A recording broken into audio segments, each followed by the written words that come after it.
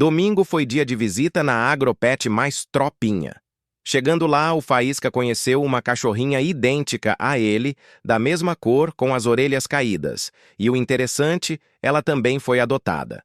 Uma atitude de amor e carinho dos seus donos.